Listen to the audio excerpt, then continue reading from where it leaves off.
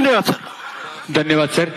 लोकनेते नामदार थोरात साहेबांचा सन्मान सत्कार. सर एक 2च मिनिटं. गावातील सर्व तरुण एकत्रित एक सत्कार आपला करतायत. तरुणांना मी विनंती करतो सत्कारासाठी सुनील गडाख, दशरथ पावसे, त्याचप्रमाणे संदीप टेमगिरे, संतोष पावसे, संदीप पावसे, मोहन पावसे, बाबासाहेब पावसे, भीमाशंकर पावसे, अविनाश पावसे, सुयश पावसे, चैतन्य पावसे, किरण पावसे, महेश डेंगळे, डॉक्टर जयश्रीताई थोरात, आदरणीय साहेब, त्याचप्रमाणे रणजित देशमुख साहेब आणि सर्वांचा हे तरुण या ठिकाणी सन्मान सत्कार करतायत. मी आपल्या सगळ्यांना विनंती करतो की प्रचंड टाळ्यांच्या कडकडाटात आपण साहेबांचा सन्मान सत्कार या ठिकाणी करणार आहोत.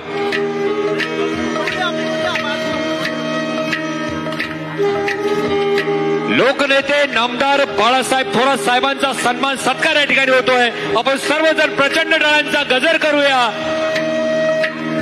हिवरगाव पावसा येथील महाराष्ट्राच्या महाविकास आघाडीचे समन्वयक लोकनेते नामदार बाळासाहेब थोरात साहेबांचा सन्मान सत्कार होतोय. साहेबांच्या उपस्थितीमध्ये या ठिकाणी गणेश मच्छिंद्र पावसे हा या ठिकाणी काँग्रेसमध्ये प्रवेश करतो आहे.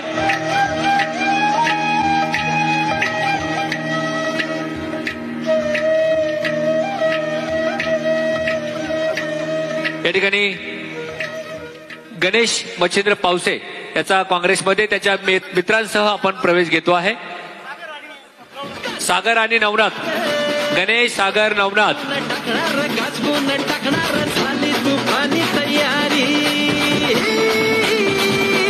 सागर आणि नवनाथने पूर्ण सायकलवर तालुक्यामध्ये प्रवास केला आणि म्हणून त्यांचा सन्मान सत्कार साहेबांच्या हस्ते आपण करतोय.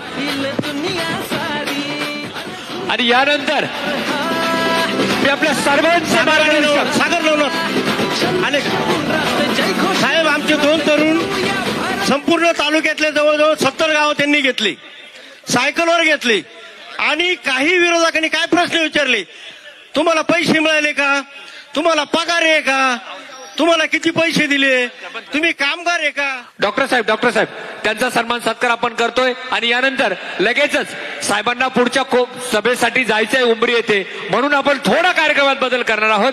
आदरणीय साहेब मनोगत व्यक्त करणार आहेत, त्यानंतर सभा सुरू राहणार आहे आणि शेवटी डॉक्टर जयश्रीताई आपल्याशी संवाद साधणार आहेत. मी टाळ्यांच्या गजरात विनंती करतो महाराष्ट्राचे महानायक, विकासाचे शिल्पकार आदरणीय नामदार बाळासाहेब थोरात साहेब. टाळ्यांचा गजर आपण करूया लोकनेते नामदार थोरात साहेबांच्या स्वागतासाठी.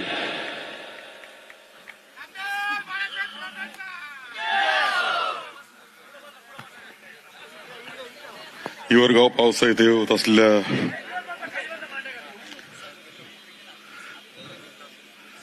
आजच्या या सभेसाठी उपस्थित असलेले आहे आता काहीच गडबड करू नका तुम्ही. थोडं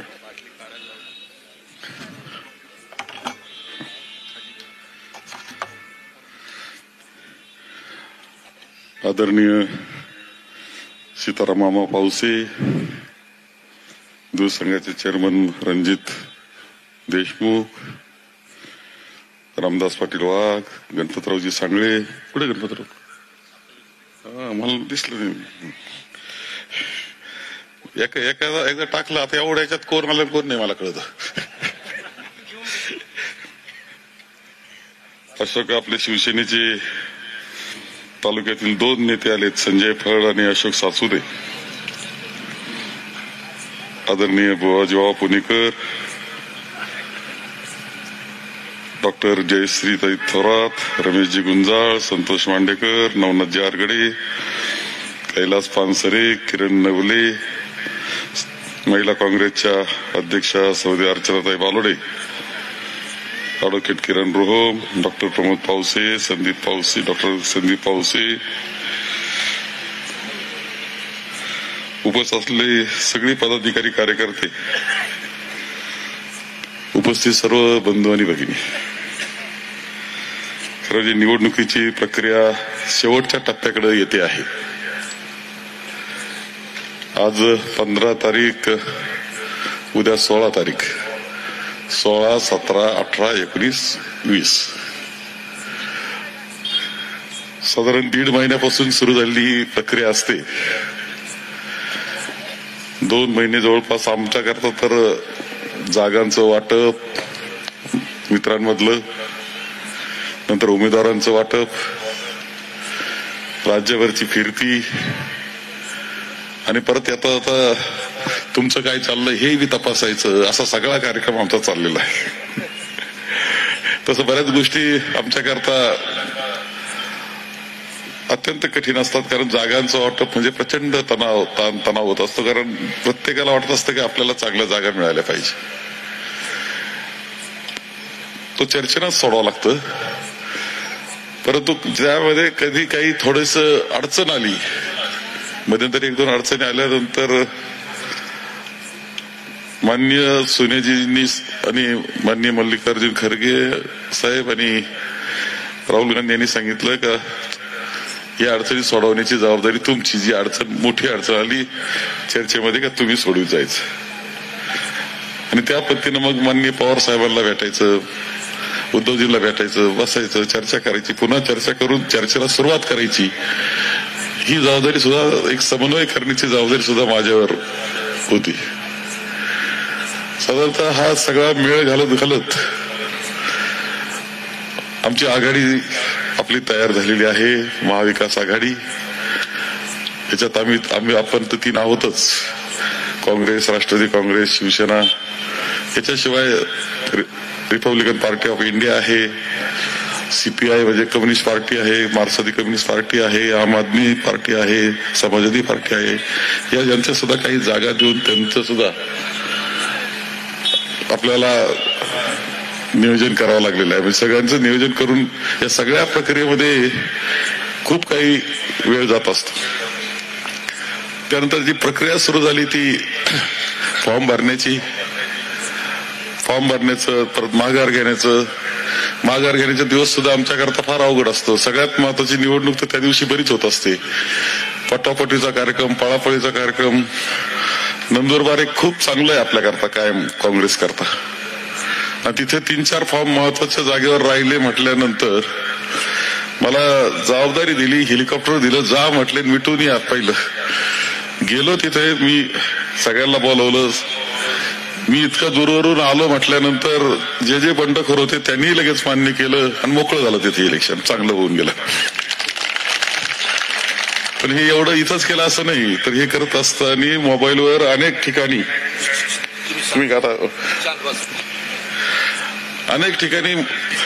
फोन चालू हे करून, नंतर फार विड्रॉल झाल्यावर सुद्धा माघारीची प्रक्रिया सगळी चालली. त्यानंतर सुद्धा प्रचाराच्या सभा सुरू झाल्या. माझ्या होत्या एकंदर थोडा भाग माझा काही महाराष्ट्राचा राहिलाय. जवळपास संपूर्ण महाराष्ट्राची फिरती ही जवळपास मी पूर्ण केली असं मला या निमित्तानं सगळ्या याच्यामध्ये. या सगळ्या याच्यामध्ये सुविधा असते हे खरं असलं तरी माननीय पवारसाहेब, उद्धवजी, आता काल उद्धवजींबरोबर होतो, त्यांच्याबरोबर काल सभा केल्या, पवार साहेबांबरोबर सभा केल्या, पुण्याच्या केल्या, मुंबईच्या केल्या, कोल्हापूर केली, नांदेड केलं, इकडं आपला पूर्णपणे हा भाग सुद्धा नंदुरबार हे तिकडचं केलंय. ते विदर्भातले काही राहिलेत, काही झालेले आहेत. या पद्धतीने ही सगळी प्रक्रिया चालली. पण तुमचं सगळ्यांचं एक अभिनंदन केलं पाहिजे की तुम्ही सगळे या प्रक्रियेमध्ये पाठीमाग सगळा मतदारसंघ सांभाळण्याचं काम तुम्ही खूप चांगल्या पद्धतीने केलं असं म्हणलं तरी वावगं ठरणार नाही.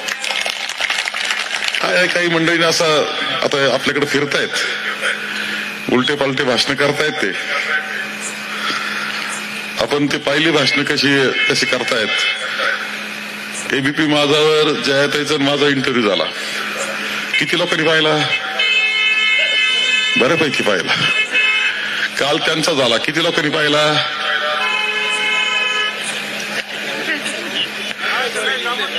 तेव्हा म्हणजे माणूस किती खोटं बोलू शकतो याचं चांगलं मूर्तिमंत उदाहरण काल पाहायला मिळालेलं आहे. इतकं खोटं का मुद्दाम तुम्ही युट्यूबवर जाऊन पाहिला तर तुम्ही सांगाल का अरे सगळंच खोटं बोलतात. बरोबर का नाही? 100% खोटा कार्यक्रम चालला होता. आणि एवढंच नाही, तुम्हाला तर सगळं कळतं आपण कशी आहोत, आपली संघटना कशी आहे, आपला तालुका कसा आहे.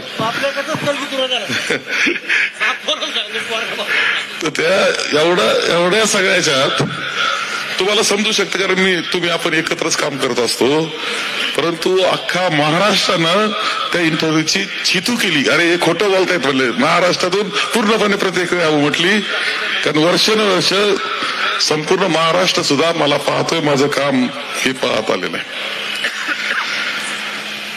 या सगळ्या गोष्टी आता चाललेल्या आहे. मी आपल्याला सांगेल की आजच्या या निमित्ताने इथे सभा आपण घेतो आहोत. 1.5-2 महिने चाललेले आहे. तुम्ही गावगाव पुन्हा फिरताय, तुमच्या सगळ्यांची प्रतिक्रिया चाललेली आहे. हिवरगाव पावसा माझ्याकरता एक जिव्हाळ्याचं नातं आहे. सीताराम मामा इथं बसलेत. आता वय किती झालं काय सांगताच येत नाही. 100च्या जवळ जाऊन पोहोचले तो आता नक्की. त्यांचा 100 वर्षाचा एक चांगला कार्यक्रम आपण इथे करूया. 100 वर्ष असा इथं मोठ्या याच्यात चांगला त्यामध्ये मुख्य आहात. इथं खूप खरं जे हिवरगाव मी असायचं का, आम्ही देवगडला यायचो, बैलगाडीनं यायचो, सगळे इथं सगळ्या बागा हे सगळं असायचे. अत्यंत या परिसरांना खूप मतदान कायम चांगल्या पद्धतीने केलं हे सुद्धा मला सांगितलं पाहिजे.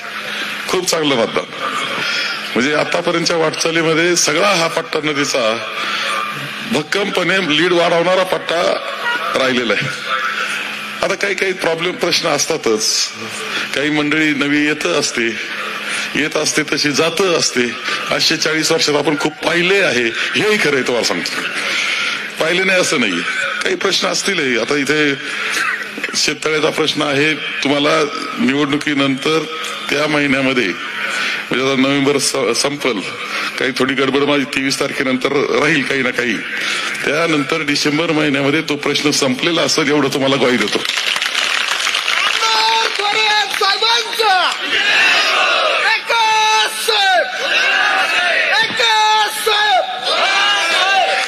आपण एकंदर थोडासा विचार मुद्दाम केला पाहिजे की काय कुठपर्यंत आपण प्रगती केली आहे. एक सभा उमरीला आहे माझी आणि शहरात एक सभा आहे.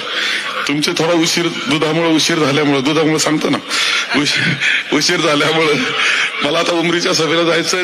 आता आणखी 2-3 भाषण प्रमुख होतील. जयाताई बोलल तेव्हा तिकडं असं म्हणतायत आता शिर्डी मतदारसंघात की आता काय मोठा वक्ता कुणी आणू नका, जयाताईला पाठवा आमच्याकडे. शेवट ती बोलेल आणि मग तुमची सभा आपण संपेल. मी मध्ये मात्र मला जावं लागणार आहे. पण आपल्या सगळ्यांना ही निवडणूक अत्यंत महत्वाची या कारणानं आहे की आपण खरं आहे का नव्या वेळेस उभा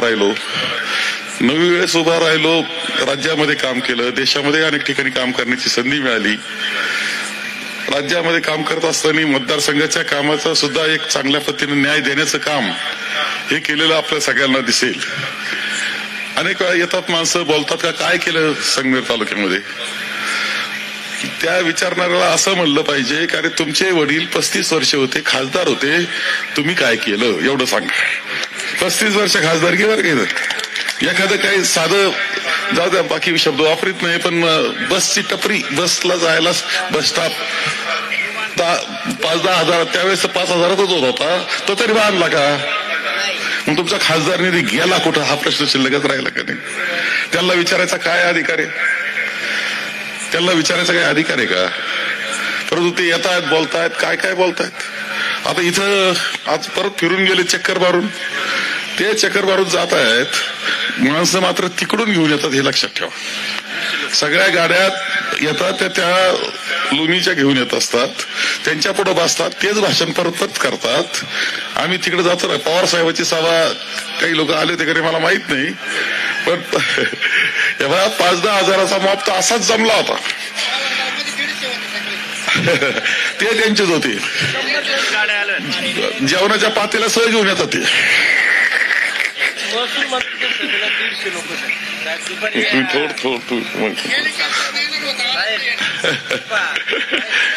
आणि भाषण तरी काय म्हणजे दहशत आहे संगमेर तालुक्यात. परवा हे दहशत आहे आपली. एखादा चुकीचा वागला तर कार्यक्रम करण्याची क्षमता आपली निश्चित आहे. आणि त्याच्या घरात माझी गरज लागत नाही, अशी भारी तुम्ही एवढं तुम्हाला सांगतो. माझी गरज लागत नाही. अरे नामदार साहेबांचा. आता तुम्ही पहा का धामदर फळला इथं भाषण करीतच गेले तिकडं. काय भाषण काय त्याचं लोक हसतात बरं का त्यांना, खरं सांगतो. ते भाषण ते काय तू काय टायगर नाही बिबट्या नाही, बिबट्या सुद्धा नाही. अरे पार शेपूट घालून पळाले तरी तुम्ही टायगर म्हणता, आता याला काय करायचं. त्या वाघ जातीचा बिबट्या जातीची कृपया अवहेलना, त्रास होतोय आपल्याला पण त्यांची अवहेलना नका करू तुम्ही. लहान अरे काय तुम्हाला नाव सापडा चांगलं. या सगळ्या याच्यात एक लक्षात घ्या. आणि आता काय म्हणतो ते काल टीव्ही माहिती, ते म्हणतो ते तुम्ही ती मुद्दाम ऐकायला, ते म्हणतो का मी संगमेर तालुक्यात गेलो, मी काही माणसं कुठून आणत नव्हतो, स्वतः माणसं गोळा होत होते, कोणतीच व्यवस्था मी करीत नव्हतो, जेवणाची नव्हतो कोणतीच व्यवस्था, तरी हजारो लोक जमायचे म्हणे, हजारांना लोक जमायचे. आणि असं करता करता पुढे गेलो धांदर फळला आणि तिथं पातेला लागलात मारली म्हणे. कालचं पातेला लात मारले बरे. आम्ही का उभा केला होता का त्याला, मी लिहित बसलो होतो. आता यांनी जरा प्रोत्साहन दिल्याशिवाय बोललं का रे ते तसं, त्याचं तोंड खराबच आहे, पण यांनी कदाचित त्याला थोडीफार पाजली असावं असं माझं मत आहे. म्हणजे जोरात बोलण्याकरता शक्यता नाकारता येत नाही. तर ह्या सगळ्या याच्यातून मला आश्चर्यकारक गोष्ट ही सांगायची. जाऊ दे मध्ये मध्ये नका बोलू, ते पाहू आपण निवडता ते आहे विषय.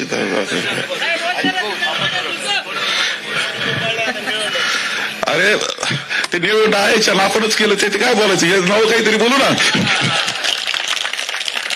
याच्यात तुम्हाला सांगतो आश्चर्यकारक गोष्ट आहे, लक्षात घ्या.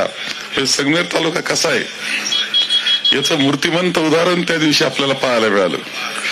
पहिल्या 15 मिनिटांमध्ये येथील महिला मंडळ स्टेजवर गेलं आणि गचंड धरल्या, यांच्या गुंड्या तुटल्या, अशा वाढल्या हिसका दिल्यावर पहिल्या 15 मिनिटांमध्ये. आणि अर्धा तासामध्ये सगळ्या रस्त्यावर लोक आलेले होते, सगळे मुलं आले होते. तेव्हा ते काय आपल्याला मानणारे काँग्रेसचे असे होते असं नाही, ज्या आपले लोक असे संगमेर तालुक्यातले अशा वेळेस मतभेद विसरून एकत्र झाले आणि रस्त्यावर आले. काही सहन करू असा संगमेर तालुका नाही.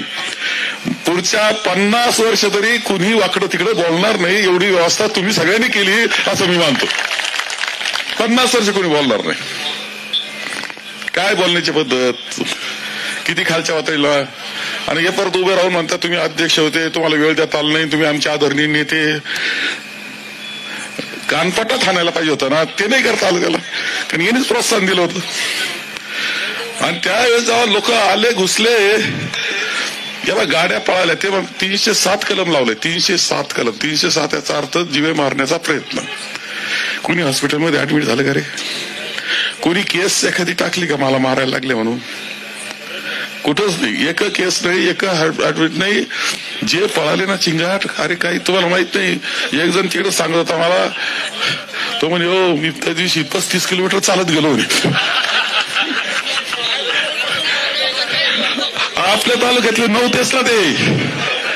अरे ते कर्मचारी चालले होते त्यांचे, बिचाऱ्याने कोणी 2-4 फटके खाल्ले असतील मला माहित नाही, परंतु 307 कलम त्यांच्यावर. जयाताई त्या दिवशी रात्री 9ला गेली त्या याला पोलीस स्टेशनला, मालदडला होती, ते पोलीस स्टेशनला गेली. मी एकच फोन होता, माझी मीटिंग संपली होती, मी रूमवर आलो होतो, दिल्लीला होतो. कळाल्यानंतर तिला एक फोन केला, म्हटलं एक लक्षात ठेव जया, एका वाक्यात एकच वाक्य आहे बरं, तू स्वातंत्र्य सैनिक भाऊसाहेब थोरातांची नात एक, बिलकुल घाबरायचं नाही, जोरदार राहायचं. एवढं एक वाक्य बरं का, एक वाक्य फक्त, एकच वाक्य.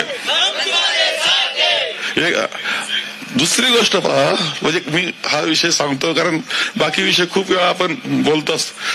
त्या दिवशी पोलीस स्टेशनला सकाळी म्हणजे रात्री 9 पासून सकाळी 6-6:30 पर्यंत 500 महिला आणि हजारो पुरुष बसून राहिले.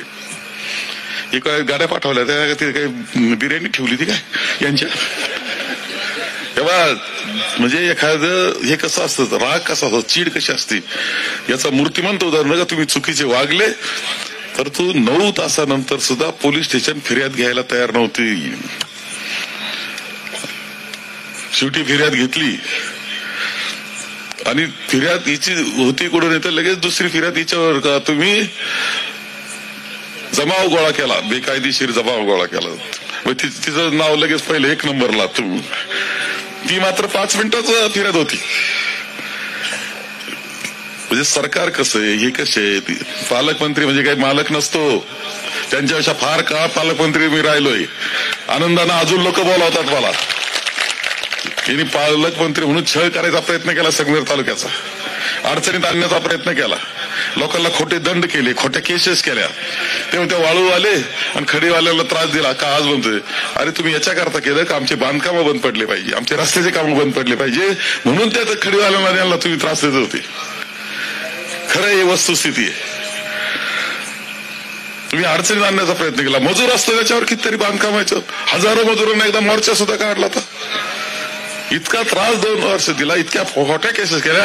आता जेव्हा ही केसेसचा आपण जामीन घेतलाय, आता 146 लोकांचा अंतरिम आपण स्टे हे घेतलेला आहे, तो तुरुंगात जाण्याची पाळी येऊ नये म्हणून. 146 लोकांना 2 वर्षामध्ये तुम्ही जेल दाखवायला निघाले होते विनाकारण. ते इथे येतात रुबात भाषण करतात. अरे तुमचे जे इथं असतील ना, या विरोधक असायला माझी अजिबात हरकत नाही. राजकारणात विरोधक असतोच, कोणीच मोकळा सुटत नाही. परंतु ज्यावेळेस संगमेर तालुक्याचा प्रश्न येतो, आमच्या अस्मितेचा प्रश्न येतो, त्यावेळेस तुम्ही त्यांना बोलावता, त्यांची मदत घेता, इथं त्यांचे भाषण करता. तुमच्या इतकं चुकीचं कुणी वागत नाही, लक्षात ठेवलं पाहिजे. कुणी जे असतील ना त्यांना सांगितलं पाहिजे, भेटून सांगितलं पाहिजे.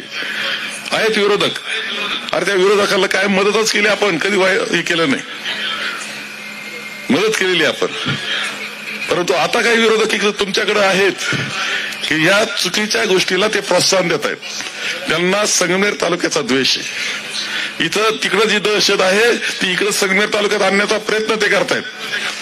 आणि हे त्यांना पुंगी वाजून बोलवित आहेत. तुम्ही सुद्धा खंबीरपणे त्यांना सांगितलं पाहिजे, त्यांच्या खाली माणसं त्यांना सांगितलं पाहिजे.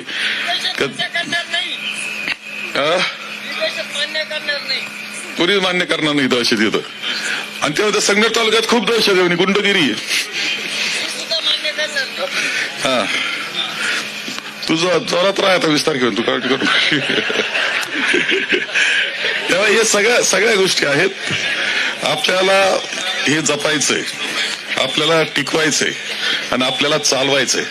एक राजकीय संस्कृती, सामाजिक जाती याची संस्कृती आपण संगमेर तालुक्यामध्ये जी वाढवलेली आहे ती कुठंच नाही. दुसऱ्या तालुक्यामध्ये गेल्यावर सगळे म्हणतात अरे तुमच्या संगमेर तालुक्यासारखा तालुका नाही, असं लोक म्हणतात. ते पावत नाही म्हणून हा उद्योग आहे आपल्या भोवती. आता नगरच्या काही सभा केल्या मी काल परवा, ते मला म्हटले साहेब एक बरं झालं बरं का, सगळ्या पक्षात आनंद आहे म्हणे. काय झालं मला, ते तिकडेच गुंतून ठेवलं त्यांना, त्यामुळे बाकी जिल्ह्याचा त्रास गेला म्हणे. शिर्डीमध्ये असं वातावरण आहे. प्रियांका गांधी येत आहेत, तुम्हाला परत त्या सभेला यायचं असेल मुद्दाम या. आपण केलेली आहे एकंदर व्यवस्था सभेची 25-30 हजार लोकांची बसायची व्यवस्था केलेली, सावलीत बसायची व्यवस्था केलेली चांगली.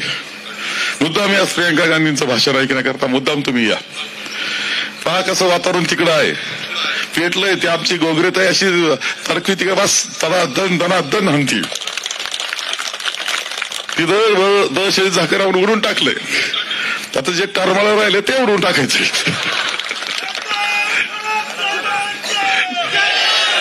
आता ते काय करतायत माहिती का, पुढं मला निरोप येऊन राहिलेत लवकर निघा. पुढं ते काय करतायत, तिने असे केस पेपर तयार केलेत माझ्या विरुद्ध. कोणी वकील मंडळी असेल तुमची तपासा. तिने असं दाखल केलं माझ्या विरुद्ध की मला शिर्डी मतदारसंघात भाषणाला बंदी करा म्हणून. अशी केस टाकायला तयार झालेली आहे. ते मला केली समजा 20 तारखेपर्यंत 18 तारखेपर्यंत बंदी, पण माझे भाषण अगोदर झालेत ना युट्यूबवर, याच्यावर सगळी आहे ना, लोकांच्या अंतकरणात येते. अरे यांना त्यांचा कारखाना काकी क्लिअर झाली का? तुम्ही थोडंसं लक्ष द्या ना तिकडे बरं का. आपलं चांगलं धरा आणि तिकडे जरा चक्कर मारून या. मी चाललोय आता उमरीला, त्याच्याकरताच चाललोय, ठणकावल्याच चाललोय. जो आपल्याला त्रास देईल, थोडक्यात असं आहे की ठीक आहे आम्ही कोणाच्या वाट्याला जात नाही, पण कुणी आम्हाला त्रास देणार असेल तर सहन करत नाही. हे सुद्धा संगमेर तालुक्याचं वैशिष्ट्य आहे आणि ते मला सिद्ध करायचंय. गणेश कारखाना आपण घेतला का इकडे त्रास देत होते. गणेशचे लोक आले, मला म्हणले का तुम्ही कारखाना चालवायला घ्या. 8-10 वर्ष त्यांच्याकडे होता, नीट चालला नाही एक दिवस. आपण चालवायला घेतला, असा दणकेबाज चालला. इकडून ऊस घातला, तिकडून साखर, 2 लाखाचं गळीत, 3,000 रुपये भाव देऊन आपण मोकळं केलं. सगळ्यात त्यांना बोनस दिले, साखर वाटली. पहा किती आनंद साहेब आता भागवत. एकदाच चालवायला दिलं 1 वर्ष तरी. आणि किती अडथळे, किती केसेस, सगळं होतं. कर्ज मिळू देत नव्हते, तरी आपण चांगला चालवला. खासदार केलं, उभे राहिले, आपले सगळे मुलं तिथे गेले, कार्यकर्ते पाडून टाकलं. हे सगळं आपण चिडल्यावर मग कार्यक्रमाची लक्षात ठेवायचं. आम्ही काय म्हणजे चिडत नाही, पण चिडल्यावर कार्यक्रम करतो, हे आपलं वैशिष्ट्य आहे. म्हणून मला एक म्हणायचं का आपले काही असलं 4 कामं राहिले असतील नसतील असं काही असू शकतं, माझं मत नाही. परंतु मला सांगा, एक भंडारदरा वजा केला तर आपण तरी कुठं रे 100 वर्ष होणार 2030ला. आता हे निळवंड सुद्धा पिढ्यानपिढ्याचं आपण केलं, सगळं पुनर्वसन करून केलं. तुमच्या जमिनी सुद्धा जाऊ दिल्या नाही, तुम्हाला नोटीस होत्या. जमिनी सुद्धा तुमच्या जाऊ दिल्या नाही. सरकारी जागेत पुनर्वसन केलं. इथं खराडीला पुनर्वसन आहे, वाघापूरला पुनर्वसन आहे, तिकडं धांदरफळला आहे, तिकडं चिखलीला आहे, आश्वीला केलं, पिंपरणामध्येच राहिलं, वाचलं. दुसऱ्या दिवस हातात सगळं. हे बघा, माझं म्हणणं असं आहे की महाराष्ट्रात कुणी असा एक प्रकल्प दाखवायचा इरिगेशनचा की जिथं पाण्यात बुडणाऱ्या शेतकऱ्याचं पुनर्वसन केलं, त्याचं जीवन चांगलं केलं आणि मग प्रकल्प केला. आपण 1 नंबरचं उदाहरण लक्षात ठेवा. 11 गावांची व्यवस्था तिथं व्यवस्था चांगली केलेली. खराडीला तर सोसायटीचं संचालक झालं काय, चेअरमन, अजून थांबा चेअरमन का काय, त्यांचे मुलं घेतले आपण, चांगल्या पद्धतीने त्यांना व्यवस्थित व्यवस्था केली नोकरीची. यांच्याकडे पाठवले ना यांनी बरं का, 15-15 मुलं प्रत्येकाने घ्यायची, आपण 30 घेतले. ते 15 मुलं गेले, 3 दिवसात माग आले, त्याला संडास जायला लावले पहिल्या दिवशी. आता हे बोलू नये इतकं गाणं, इतकं वाईट. 1 बिघाभर जमीन दिली नाही आणि आता म्हणता आम्ही पाणी आणलं का नाही. अरे काय पाणी आणलं, पाणी आमचं. आता तुम्ही फक्त तो काळ असा, ठीक आहे कोणाच्या यानं आलं, मोदीने हात लावला, पण साधा मधुकर ऑफिसरला वर नेलं नाही भाजपचं असून सुद्धा. एवढे नतद्रष्ट तुम्ही, एवढं सुद्धा माणूस की तुम्हाला दाखवता आली नाही.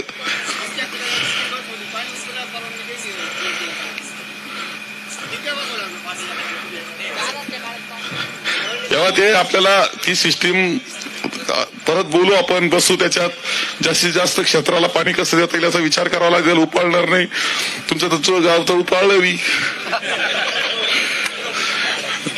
शिरापूर नाही उपाळलं अजून नाही का, निमगावटी बी उपाळलं. म्हणजे पाणी नाही दुष्काळी पाणी नाही म्हणता, उपाळून टाकलं तिने. पण ते आपल्याला नियोजन करायचंय पुढच्या काळामध्ये. ते पुढच्या 5 वर्षातले जे काम आहे ना, धरण झालं, पाणी आलं, हे खरं आहे, पण त्या पाण्याचं वितरण म्हणजे शिजलंय सगळं, शिदा आणला, शिजावलं, आता नीट वाटायचं काम करावं लागेल.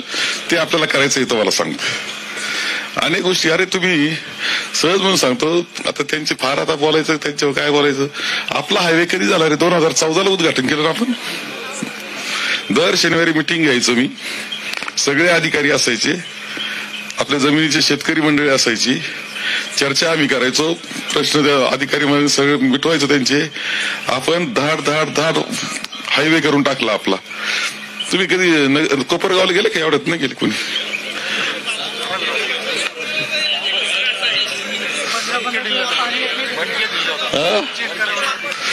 मनके दिले होता, अमुक होतं काय, कोणाची सासवडी.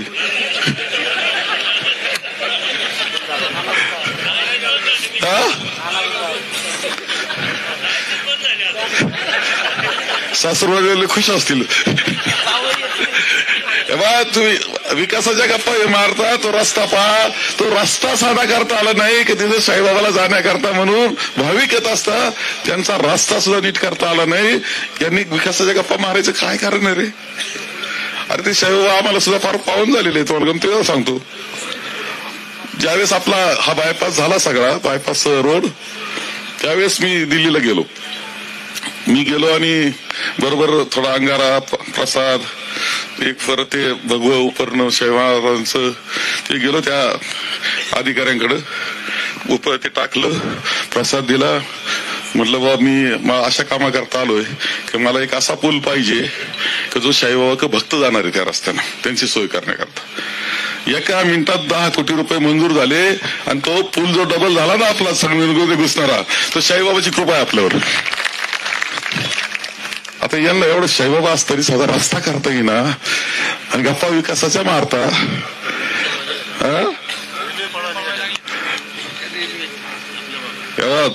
विमानतळे तुम्हाला खरं सांगतो, त्या विमानतळामध्ये आपलं मोठं काम आहे, म्हणजे सगळं ऍक्विजिशन हे सगळं ती जागा दाखवणं, ती ऍक्विजिशन करणं, म्हणून विमानतळ इथे.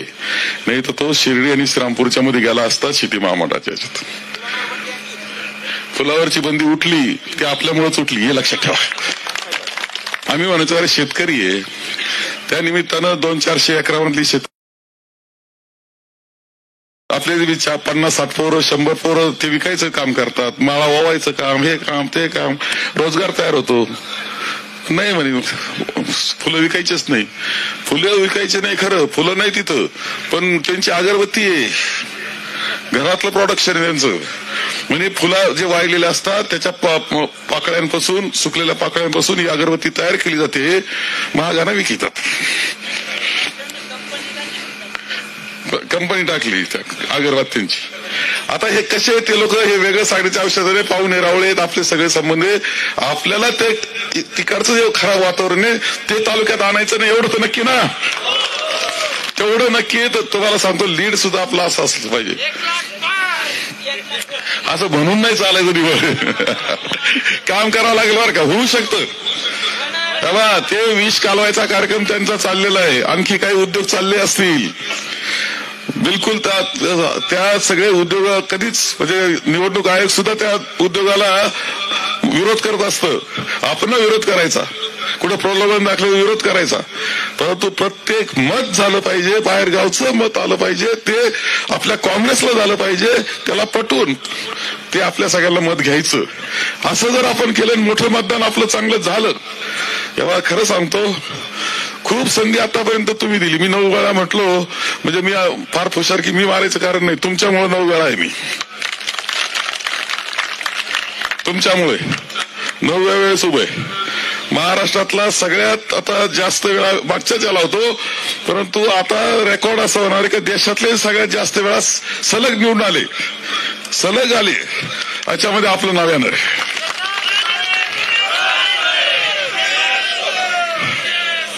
आणि तुम्ही कुठं जाऊन ज्याला राजकारण कळत त्या महाराष्ट्रात विचारा आणि आपलं नाव घ्या, ते म्हणजे संगमनेरनं आपलं नाव घेतील किंवा माझं नाव घेतलं तर संगमनेरचं नाव घेतील. हे आपण एक नातं निर्माण करण्याचं काम महाराष्ट्रात केलेलं आहे.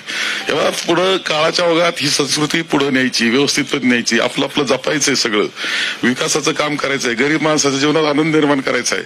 या सगळ्या गोष्टी आपल्याला पुढच्या काळामध्ये करायच्या आहेत. आणि म्हणून यावेळची निवडणूक तितक्याच ताकदीनं केली पाहिजे. जे आपल्यावर हल्ला झाला तो परतून लावायचाच आहे, पण त्यांचा सुद्धा दुरुस्ती करून टाकायची. तिकडे शिर्डीत आणि राहत्यामध्ये ते सांग सुद्धा आपल्याला सगळ्याला करायचंय, तिकडे सुद्धा आनंदाचं वातावरण निर्माण करायचं आपल्याला. हे काम तुम्हाला सगळ्यांना करायचं आहे. आणि म्हणून जास्त बोलत नाही. आता डॉक्टर पाऊसे यांचा जीव भांड्यात पडला, पूर्णपणे सभागृह आपलं भरलेलं आहे. मी विनंती करेल तुम्हाला सगळ्यांना की मला जाऊ द्या, उमरीला सारखी वाट पाहत आहेत, तिथे येऊन संगमेरची एक सभा करायची.